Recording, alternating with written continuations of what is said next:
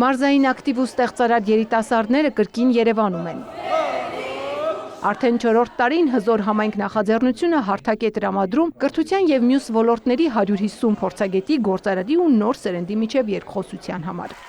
Մեկօրյա հանդիպմանը ոչ միայն գիտելիքներ են ձեռք բերում, այլև հաստատում կապեր համայնքային զարգացման ծրագրերի իրագործման համար։ 20 թվականին սկսել էինք գյուղեր այցելել։ Օրինակ, ասենք Թալին համայնքում համախմբում էինք բոլոր Թալինի համայնքի երիտասարդներին եւ հարակից համայնքներից էին գալիս մարդիկ,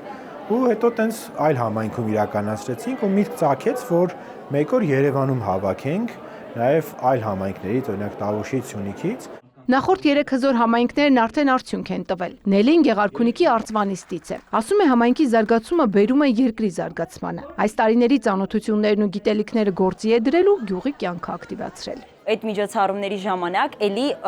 գործ ենք դրել մեր կապերը։ Հրավիրել ենք մեր ընկերներին, ավագ ընկերներին, հյուրերին, ովքեր էլի եկել ու փորձել են իրենց մաքսիմալը տալ մարզեցի երեխաներին։ Արդյունքում երեխաներ շատ ոգևորված սկսել են համայնքում ինչ-որ գործերով զբաղվել, դրանք լինեն համայնքի զարգացմանը կամ իրենց զարգացմանը նպատակաուղղված քայլերով։ Ըստ Դավիթ Մկոյանի, մարզաբնակ երեխաները շատ հաճախ դուրս են մնում երևանյան ակտիվ իրադարձություններից, եւ այս հարթակում նրանք հնարավորություն են ունենում ծանոթանալու ոչ միայն կրթության միտումներին, այլև մեր օրերում հաջողության հասած անհատներին։ Տեսնում են մարդկանց, ում իրանք միայն հեռուստացույցով են տեսնում կամ համացանցերով են տեսնում, իսկ այսօր հնարավորություն են ունենում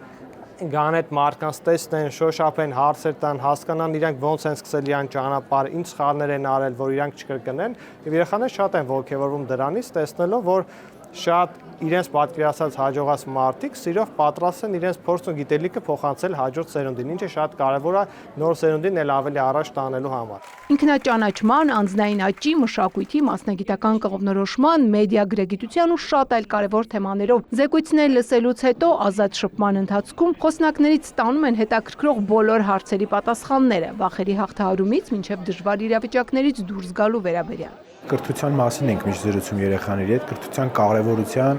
եւ մեթոդների, թե ինչպեսի մեթոդներ կան, որ ավելի լավ սովորես, ավելի արագ սովորես եւ նաեւ աշխարհում ինչ տենդենսներ կա, որ պետք է դրանց հետեւել եւ նաեւ շատ հաճախ զրուցում ենք երեխաների հետ առաջնորդության մասին, որ շատ երեխաներ գիտեն այդ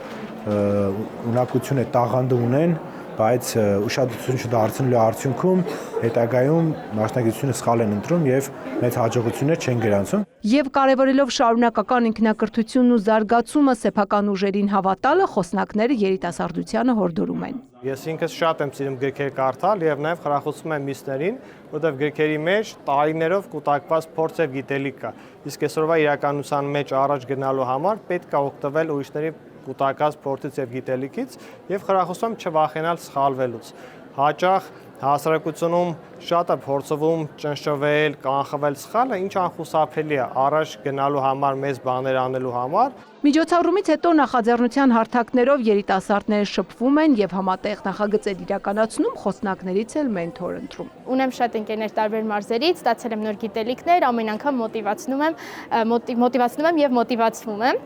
եւ ինչպես մեր հզոր մտքում ենք շատ ասում, հզորացիր ու հզորացրու։ Ես էլ հետևում եմ այդ կարգախոսին։ Ավանդույթի համաձայն հզոր համայնքն ավարտվեց ազգային 2 պարով։ Ծաղկանուշ Միրզոյան, լուրեր։